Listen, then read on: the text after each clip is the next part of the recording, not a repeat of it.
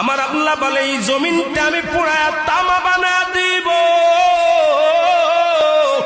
এই জমিনের মধ্যে যত পানি আছে পানিগুলো আমি আল্লাহ পুরায়া ছাই বানায়া দিব। যেদিন কিচ্ছু বলতে কিচ্ছু থাকবে না, সেদিন থাকবে শুধু আমার আল্লাহ।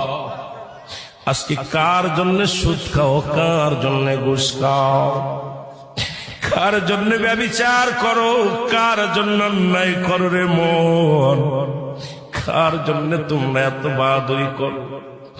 আরে আজকে একটা কথা বলতে গেলে কষ্ট হয়। এই জমিনটা আল্লাহ পুরায়া তামা বানায়া দিবে।